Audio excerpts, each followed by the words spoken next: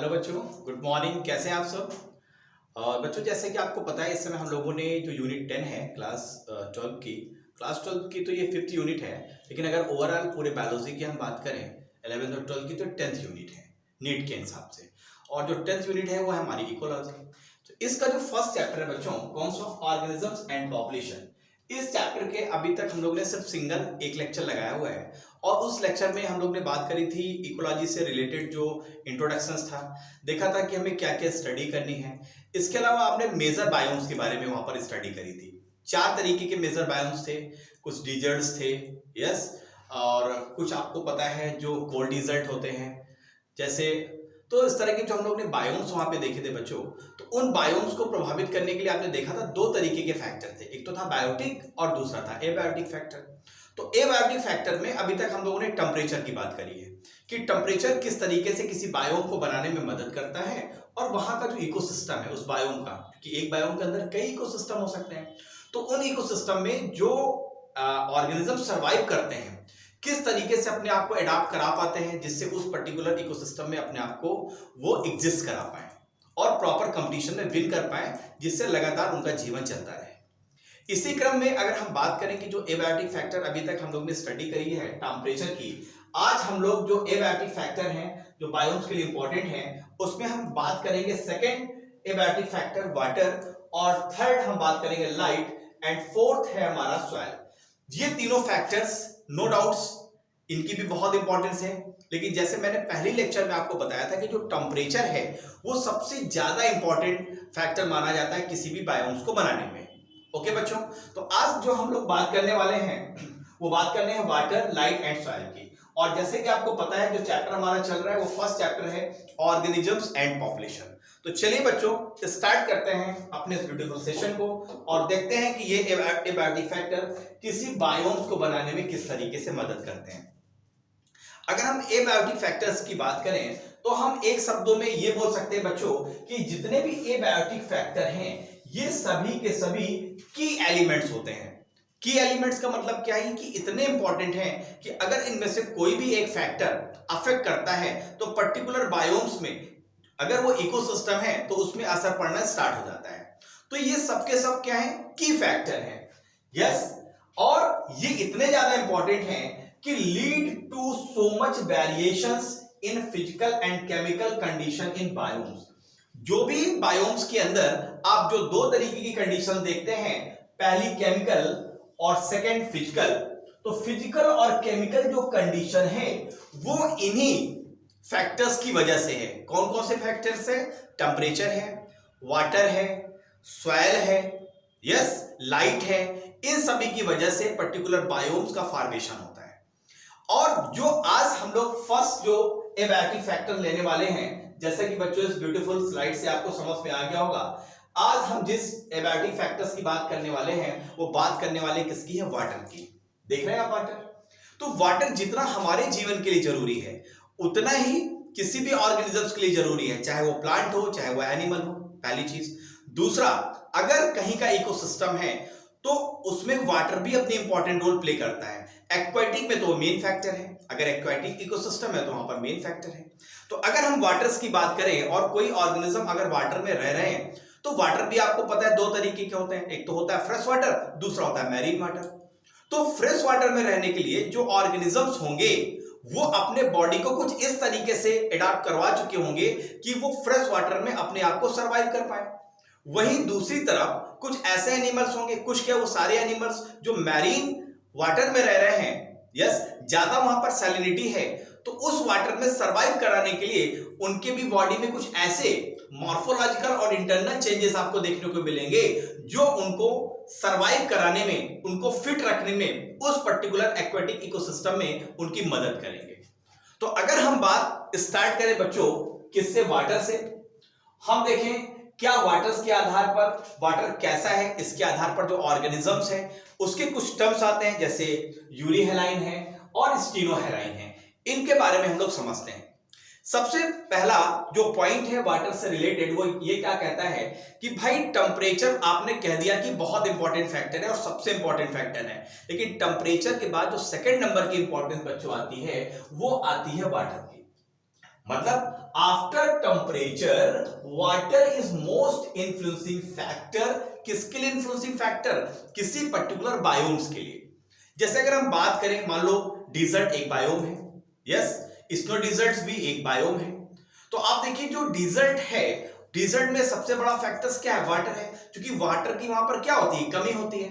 तो वहां पर जो प्लांट्स होते हैं, जो जीरोफिटिक प्लांट्स होते हैं, वो अपने आप में कुछ इस तरीके के स्ट्रक्चर्स रखते हैं जिससे उनकी बॉडी से कम वाटर का लॉस हो। जैसे आप देखिए वहां पर संकेन स्टोमेटा उनकी बॉडी में होंगे, थिक क्यूटिकल होगी, यस, लीव्स थॉर्न में कन्वर्ट हो चुके होंगे। तो ये क्या है? एडाप्टेशन है। क्लियर है बच्चों? तो अगर हम यहां पर बात करें वाटर की, तो मैंने क्या बताया कि after temperature water is second most important factor for a particular biomes. Okay, चलिए नेक्स्ट पॉइंट को बढ़ते हैं। नेक्स्ट पॉइंट क्या कहता है भाई? अगर आप बोले कि दो तरीके के वाटर्स के ऑर्गेनिजम्स आपको मिलते हैं, एक तो मिलता है फ्रेश वाटर और दूसरा मिलता है सैलाइन वाटर, जिसको हम बोल सकते हैं सी वाटर। तो एक सबसे ज्यादा समझने वाली बात क्या है बच्चों कि यूरी हैलाइन में हम उन सारे एनिमल्स को रखते हैं जो फ्रेश वाटर में अपनी लाइफ साइकिल्स को कंप्लीट करते हैं, मतलब फ्रेश वाटर में वो अपने आप को सरवाइव करा पाते हैं। तो फ्रेश वाटर ऑर्गेनिजम्स को जनरली हम क्या बोल देते हैं? Yuri haline. एक बात यहां पर आपको समझना है बच्चों, अगर आपसे क्वेश्चन पूछा जाए कि यूरी हैलाइन और स्टीनो हैलाइन में कौन से ऐसे एनिमल्स हैं जो ज्यादा सैलिनिटी की रेंज को फ्लक्चुएट होते हुए अपने आप को सरवाइव करा पाएंगे, तो उसमें जो नंबर आता है वो आता है यूरी हैलाइन का। इसका एग्जांपल दिया गया जैसे सैल्मन फिश। क्लियर है बच्चों? तो यहां पर यूरी हैलाइन में वो ऑर्गेनिजम्स आएंगे जो फ्रेश वाटर में अपने आप को सरवाइव कराते हैं। सेकंड, अगर हम पॉइंट्स की बात करें बच्चों किसकी? स्टीनो हैलाइन की, तो स्टीनो हैलाइन का मतलब होता है ऐसे ऑर्गेनिज्म जो अपने आप को साल्टी वाटर में सरवाइव कराने के लिए उसमें पर्टिकुलर एडाप्टेशन होता है और अपना वो पूरा जीवन साल्टी वाटर में बिताते हैं। कभी कभी क्या होता है? साल्टी वाटर में बिताते हैं। जैसे एग्जांपल आप देखिए शार्क। शार्क आपको कभी भी फ्रेश वाटर में नहीं मिलेगी। कहां मिलेगी? मैरीन वाटर में मिलेगी। नेक्स्ट पॉइंट की जरा बात करते हैं।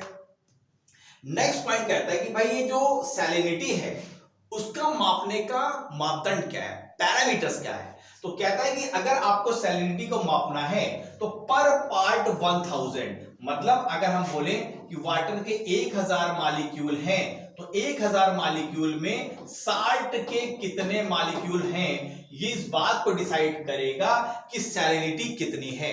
फिर से मैं इसको रिवाइज करता हूं। सैलिनिटी का मतलब है कि अगर आप वाटर के 1000 मॉलिक्यूल ले लें और उस 1000 मॉलिक्यूल में साल्ट के कितने मॉलिक्यूल, जैसे हमने बोला कि 1000 वाटर के मॉलिक्यूल में हम मानते हैं साल्ट के 35 मॉलिक्यूल हैं, तो हम क्या बोलेंगे कि जो सैलिनिटी है वो 35 पर पार्ट 1000 है। क्लियर है बच्चों? चलिए नेक्स्ट पॉइंट की ओर बढ़ते हैं। नेक्स्ट पॉइंट क्या कह रहा है? नेक्स्ट पॉइंट कह रहा है कि भाई अगर हम बात करें इनलैंड वाटर की सैलिनिटी। इनलैंड का मतलब क्या होता है कि मान लीजिए कोई वाटर का रिजर्वायर है और चारों ओर से ये लैंड से घिरा हुआ है। किससे घिरा हुआ है? चारों ओर से लैंड से अगर घिरा हुआ है तो जो इनलैंड वाटर की बच्चों सैलिनिटी होती है, एक आपका पैरामीटर दिया गया आपकी बुक में, वो होती है 5 पीपीटी। मतलब क्या है 5 पीपीटी का? 5 पीपीटी का सिंपल सा मतलब है बच्चों कि अगर हम वाटर के 1000 मॉलिक्यूल लें तो इसमें आपको 5 मॉलिक्यूल किसके मिलेंगे? साल्ट के मिलेंगे। क्लियर है बच्चों? तो 5 मॉलिक्यूल अगर साल्ट के हैं 1000 वाटर के मॉलिक्यूल में, तो हम बोलेंगे कि इसकी जो सैलिनिटी है वो 5 पीपीटी है। पार्ट पर 1000, पीपीटी का मतलब क्या होता है? P for part, P for पर, टी फॉर 1000। हर एक 1000 वाटर के मॉलिक्यूल में 5 आपको साल्ट के मॉलिक्यूल मिलेंगे। तो इनलैंड वाटर की देखो कितनी कम सैलिनिटी है? 5 है। अब जरा थोड़ा सा और आगे हम देखते हैं बच्चों, क्या कुछ जो सैलिनिटी वाटर होता है वहां पर कितनी होती है। अगर हम सी वाटर्स की बात करें बच्चों, तो जो एवरेज पीपीटी दी हुई है बच्चों, वो दी हुई है मिनिमम 30 और मैक्सिमम 35 सैलिनिटी वाटर्स की। लैगून में बहुत ज्यादा हो जाएगी। तो सी वाटर की जो सैलिनिटी है बच्चों वो है मिनिमम 30 और मैक्सिमम है 35। कितनी है? पीपीटी का मतलब है पार्ट्स पर 1000। तो अगर कभी आपको सी वाटर, आप देखते हैं सी वाटर को आप पी भी नहीं सकते, समुद्र का पानी आप पी नहीं सकते, है ना? क्यों? क्योंकि उसमें पर पार्ट अगर 1000 अगर हम बोले यहाँ पर वाटर के मॉलिक्यूल हैं सी वाटर में, तो इसमें जो साल्ट के मॉलिक्यूल होंगे 30 से 35 होंगे। तो ये दिखाती है सी वाटर की सैलिनिटी को। आई होप आपको क्लियर हो गया होगा कि सैलिनिटी को कैसे हम मेजर करते हैं। सैलिनिटी को मेजर करने का पैरामीटर्स क्या है। पैरामीटर सिंपल सा है कि आप अगर आप जैसे अगर समुद्री पानी है आप निकाल लीजिए, उसमें अगर आपको वाटर के 1000 मॉलिक्यूल हैं और उसमें देखिए कि 1000 मॉलिक्यूल में साल्ट के कितने मॉलिक्यूल हैं, तो ये पता चल जाएगा कि इसकी सैलिनिटी कितनी है। ओके बच्चों, चलिए नेक्स्ट पॉइंट को जरा पढ़ते हैं। नेक्स्ट पॉइंट क्या कह रहा है? नेक्स्ट पॉइंट कह रहा है कि जो बहुत हाइपर का मतलब क्या होता है, बहुत जो सैलाइन लैगून होते हैं, क्या होते हैं, जो बहुत ज्यादा हाइपर सैलाइन लैगून होते हैं, वहां पर आपको जो सैलिनिटी मिलती है वो 100 पीपीटी मिलती है। आप जानते हैं लैगून में दो चीजें होती हैं। लैगून में एक तो पानी उथला हो जाता है, उतना डीप नहीं होता है, तो ज्यादा से ज्यादा वाटर वेपराइज हो जाता है, साल्ट के मॉलिक्यूल्स की संख्या बढ़ती चली जाती है, जिसकी वजह से वहां पर सैलिनिटी भी आपको 100 पीपीटी तक देखने को मिलेगी। तो जो हाइपर सैलिन लैगून होते हैं वहां पर 100 पीपीटी से ज्यादा, मतलब वाटर के 1000 मॉलिक्यूल में 100 मॉलिक्यूल से भी ज्यादा साल्ट के आपको देखने को मिलेंगे। तो आपको पता है कि अगर डिफरेंट डिफरेंट सैलिनिटी है, तो डिफरेंट डिफरेंट सैलिनिटी में अगर जो सी के ऑर्गेनिजम्स है बच्चों, वो अपने आप को सरवाइव कराने के लिए अपने बॉडी का इंटरनल जो स्ट्रक्चर्स है उसमें आपको चेंजेस मिलेगी इन कंपेयर आप जो फ्रेश वाटर में रह रहे हैं। तो यहां पर आप देखिए कि जो यूरी हैलाइन है उन्होंने अपने जो फ्रेश वाटर के अनुसार अपने आपके बॉडी के जो अंदर इंटरनल स्ट्रक्चर्स है उसको उस तरीके से ढाल लिया है, यस, या इवोल्यूशन ने उसको ढाल दिया है आप कह लीजिए। और दूसरे शब्दों में अगर आप बोले तो वास्तव में ये क्या है, एक तरीके का एडाप्टेशन ये तो है। अगर सिंपल सी बात सोचें कि अगर हम फ्रेश वाटर के मॉलिक्यूल्स को निकाल के सी वाटर में डाल दे तो क्या होगा, या सी वाटर का निकाल के हम फ्रेश वाटर में डाल दे तो क्या हो जाएगा, दोनों के क्या हो जाएंगे, दोनों डेथ हो जाएगी दोनों की। क्लियर है? तो इस तरीके से ये जो एडाप्टेशन है ये एक तरीके से पर्टिकुलर ऑर्गेनिजम्स को उस पर्टिकुलर इन्वायरमेंट्स में रहने के लिए उसको सक्षम बनाता है। अब अगर हम बात करें कि मान लेते हैं कि सी एक बहुत बड़ा इकोसिस्टम है, सी का भी अपना एक इकोसिस्टम है, तो उस इकोसिस्टम को हम बोल सकते हैं कि भाई कहीं पर ज्यादा सैलिनिटी होगी सी में, कहीं पर कम होगी, तो हम बोल सकते हैं कि अलग अलग इकोसिस्टम में तो पूरा का पूरा एक बायोम हो गया। और उस बायोम में जो सबसे इंपॉर्टेंट रोल प्ले कर रहा है वो कौन कर रहा है, वाटर की सैलिनिटी। क्लियर है बच्चों? चलिए थोड़ा सा आगे हम इस सेशन को बढ़ाते हैं और पॉइंट्स को क्लियर करते हैं। नेक्स्ट पॉइंट की अगर हम बात करें बच्चों, तो किसी भी बायोम्स को बनाने में लाइट का भी बड़ा इंपॉर्टेंट रोल है। अगर आप बात करें जैसे जीरोफिटिक कंडीशंस हैं, अगर आप बात करें डिजर्ट्स की, तो आपको पता है डिजर्ट्स जो जहां पर भी होते हैं वहां पर लाइट बहुत सीधी पड़ती है और टेम्परेचर बहुत ज्यादा हाई होता है। तो वहां पर क्या है कि पौधे ज्यादा से ज्यादा लाइट तो चाहिए फोटोसिंथेसिस के लिए, लेकिन इतनी भी नहीं चाहिए कि उनको डिस्ट्रॉय कर दें। तो अपने आप को बचाने के लिए आपको वहां पर स्पेशल तरीके के कैरेक्टर्स आपको प्लांट में देखने को मिलते हैं, ठीक है।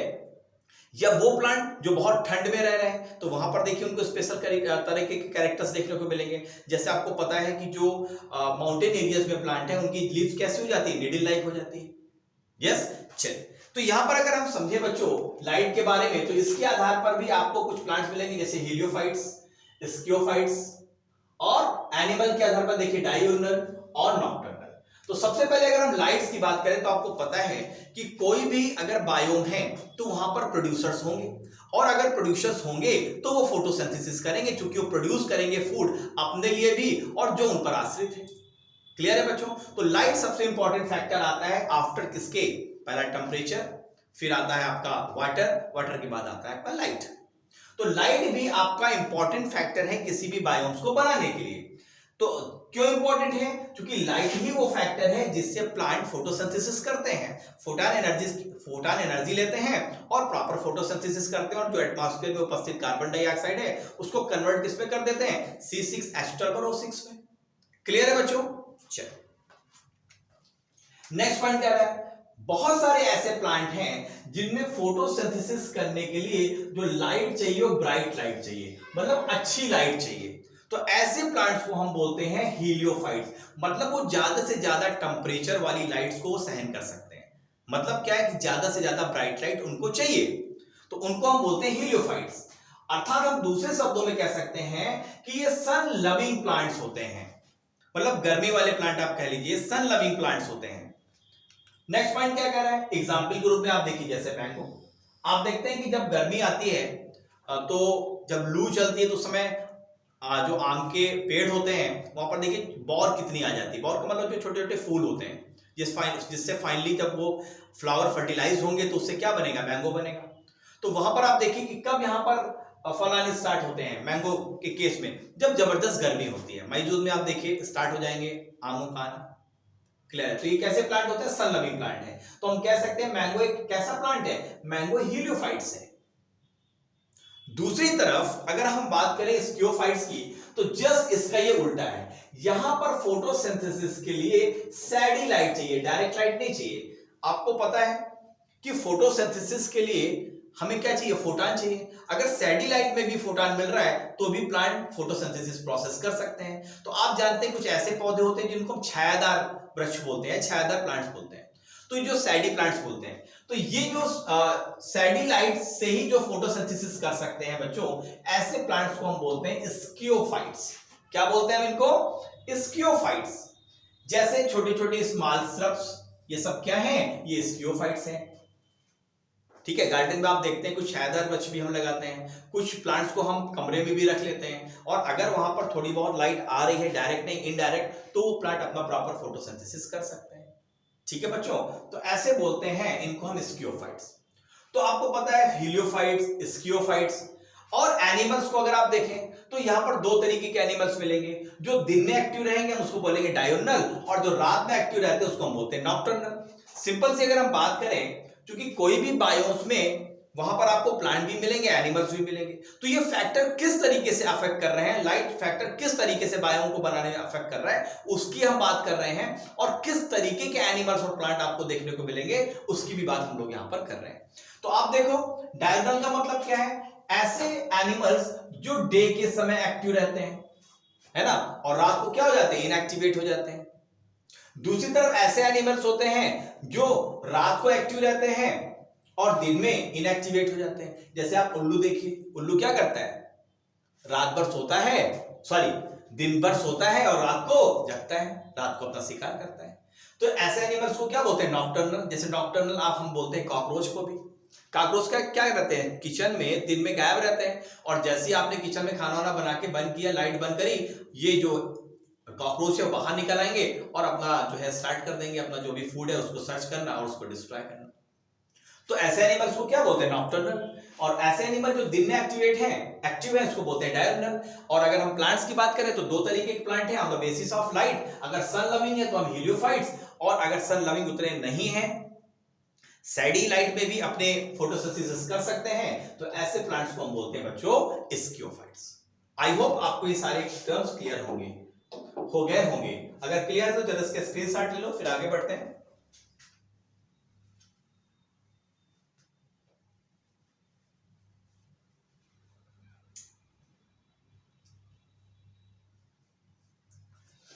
चलिए बच्चों, अगर हम बात करें सी में, आपको पता है अगर सी में आप समुद्र में देखेंगे तो under 500 metre everything is dark, no photosynthesis. आपको पता है अगर 500 मीटर तक अगर आप समुद्र में पहुंच जाएं तो वहां पर किसी प्रकार की कोई लाइट्स देखने को नहीं मिलती, क्योंकि लाइट्स की किरण वहां तक पहुंचती ही नहीं।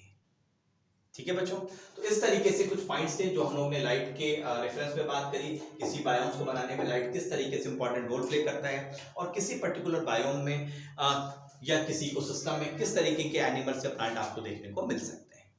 नेक्स्ट जो हमारा एबायोटिक फैक्टर है बच्चों, वो एबायोटिक फैक्टर है हमारा, इसके बाद हम लोग सॉइल की बात कर लेंगे, लेकिन सबसे पहले एक थोड़ा सा एक्सप्लेनेशन आपके बुक में दिया गया है लेक के बारे में। आपको अगर देखें तो लेक के बारे में कुछ पॉइंट्स दिए गए हैं। जैसे आप मान ले, देखिए कितनी ब्यूटीफुल लेक्स यहाँ पर दिखाई गई है, देख रहे हैं आप, कितनी बढ़िया ब्यूटीफुल लेक्स यहाँ पर दिखाई गई है। तो जो लेक होती है बच्चों, अगर हम बात करें लेक्स की, तो इस लेक्स के भी अपने कुछ पॉइंट होते हैं। जैसे किनारों को क्या बोलते हैं, डीपेस्ट रीजन्स को क्या बोलते हैं, बीच वाले रीजन्स को क्या बोलते हैं। तो कभी कभी क्वेश्चन पूछ लिया जाता है कि एक तरफ आपको जनरल नाम दे देंगे और दूसरी तरफ कहेंगे इसका मतलब क्या है। जैसे यहाँ पर आप देखें, यहाँ पर मैंने एक लेक इस तरह से बनाई हुई है, और यहाँ पर ये जो ऊपर वाला रीजन है, सरफेस वाला रीजन, हमने इसको बोला लिम्नेटिक रीजन। ये जो लेक के किनारे वाला रीजन है इसको हमने बोला लिटोरल रीजन, और ये जो लेक का सबसे डीपेस्ट रीजन है इसको हमने बोला प्रोफाउंडल रीजन, अर्थात ये डीपेस्ट है। तो अगर हम बात करें तो अगर हम देखें लेक के केस में बच्चों और कुछ लेक स्ट्रेटिफिकेशन की बात करें तो आपको भी पता है कि लेक में जब लाइट जाएगी, यस, तो लाइट आपको पता है कुछ ऊपर रहेगी, कुछ बीच में जाएगी और कुछ नीचे तक जाएगी। तो चूंकि आपको पता है कि लाइट में आपको कितने तरीके की लाइट मिलती है, 7 तरीके की। VIBGYOR, V for violet, I for indigo, B for blue, G for green, Y for yellow, O for orange और आर फॉर रेड। तो आप देखिए सरफेस में, अगर आप लेक में देखेंगे बच्चों तो सरफेस में ग्रीन एल्गी का अच्छा डेवलपमेंट आपको मिलेगा। क्यों? क्योंकि ग्रीन एल्गी को अच्छी लाइट चाहिए फोटोसिंथेसिस के लिए। फिर आप नीचे जाएंगे तो यहाँ पर आपको ब्राउन एल्गी का डेवलपमेंट ज्यादा अच्छा मिलेगा, क्योंकि यहाँ पर लाइट कैसे पहुंचती है, इंटरमीडिएट पहुंचती है, मतलब लाइट की इंटेंसिटी उतनी ज्यादा नहीं होती। लेकिन जब और डीप में नीचे जाएंगे तो लाइट की इंटेंसिटी और कम हो जाती है बच्चों, अर्थात डीप में। तो यहां पर आपको जो एल्गी मिलेगी वो रेड एल्गी मिलेगी। तो फाइनली आपसे ये पूछा जा सकता है कि डीपेस्ट में कौन सी एल्गी आपको फाइनली देखने को मिलेगी। तो डीपेस्ट में अगर लेक के केस में अगर हम बात करें बच्चों तो रेड एल्गी मिलेगी, बीच में आपको कौन सी मिलेगी, ब्राउन एल्गी मिलेगी, और सरफेस रीजन में आपको मिलेगी ग्रीन एल्गी। अब जरा हम इस लेक का प्रॉपर स्ट्रेटिफिकेशन देख लेते हैं, इसके नाम क्या क्या है। देखो, जो भी लेक के किनारे होते हैं उन किनारे को हम क्या बोलते हैं, उसको बोलते हैं लिटोरल रीजन। जो बीच वाला रीजन होता है, देख रहे हैं अभी बीच वाला रीजन जो है इसको हम बोलते हैं लिम्नेटिक रीजन, और जो सबसे इंड रीजन होता है नीचे वाला जो कि हमारा डीपेस्ट है बच्चों, इसको हम बोलते हैं प्रोफाउंडल रीजन। तो ये 3 टर्म है, लिटोरल, लिम्नेटिक और प्रोफाउंडल। आपको ये पता होना चाहिए कि लेक स्ट्रेटिफिकेशन में किसका क्या नाम है। तो अगर सरफेस है तो लिटोरल, मिडिल है लिम्नेटिक, और एंड रीजन है डीपेस्ट वाला है, उस रीजन को हम बोलते हैं प्रोफाउंडल रीजन। तो ये लेक स्ट्रेटिफिकेशन के बारे में कुछ पॉइंट्स थे बच्चों जो हमें जानना जरूरी है। चलिए अब हम नेक्स्ट इंपॉर्टेंट फैक्टर्स की बात करते हैं, जो कि है सॉइल। जैसे कि आप देख पा रहे हैं, और अगर सॉइल की हम बात करें तो सॉइल में भी आपको वाटर को होल्ड करने की कैपेसिटी अलग अलग मिलेगी। तो जो सॉइल भी आपको पता है पर्टिकुलर बायोम का एक बहुत अहम हिस्सा होता है। एक्वेटिक को छोड़ दीजिए, लेकिन जितने भी लैंड वाले बायोम्स हैं, चाहे वो डिजर्ट्स हो या स्नो डिजर्ट्स हो या आपका मैदानी इलाके हो या उनका माउंटेन एरिया हो, तो वहां पर सॉइल बहुत इंपॉर्टेंट रोल प्ले करती है। मतलब जैसा सॉइल्स होगा वैसा वहां आपको वेजिटेशन देखने को मिलेगा। जैसे आप माउंटेन एरिया में ऊंचाई की ओर बढ़ते जाएंगे, सॉइल में एसिडिटी आपको ज्यादा मिलेगी, कैल्शियम का परसेंटेज कम होता जाएगा। तो अगर हम बात करें सबसे पहले सॉइल्स की बात, तो आपको पता है जो स्टडी ऑफ सॉइल जिस साइंस के अंतर्गत बच्चों करी जाती है उसको हम बोलते हैं पीडोलॉजी। तो एक डायरेक्ट क्वेश्चन यहां से बन सकता है। आप देखें कि जो एसिडिक सॉइल है, एसिड जो सॉइल है वो आपको एबेंडेंस देखने को मिलती है। उसमें क्या चीज एबेंडेंस होगा, एक तो उसमें आयरन होगा, दूसरा उसमें मैग्नीशियम होगा, लेकिन जिस चीज की कमी होती है वो है बच्चों कैल्शियम। कैल्शियम की डिफिशियंसी होगी। तो आप देखिए जो माउंटेन सॉइल हैं वो अधिकतर कैसे होते हैं बच्चों, एसिडिक होते हैं। क्यों? क्योंकि उस सॉइल में कैल्शियम की कमी होती है। तो as we go upper piece acidic soil will be found. तो ये कुछ सॉइल्स के बारे में बात करी थी। चलिए लास्ट हम बात कर लेते हैं वाटर होल्डिंग कैपेसिटी की। तो क्ले की सबसे ज्यादा होती है, लोमी की सेकंड नंबर पे होती है, और थर्ड होती है बच्चों सैंडी की। तो इस तरीके से सेशंस को हम लोग क्लोज करते हैं। मिलते हैं नेक्स्ट सेशन में, और वहां पर फिर कुछ नए पॉइंट्स की बात हम लोग करेंगे। तब तक के लिए thank you very much to all of you my dear student. We will meet again इस नेक्स्ट सेशन। तब तक के लिए bye bye, see you, bye.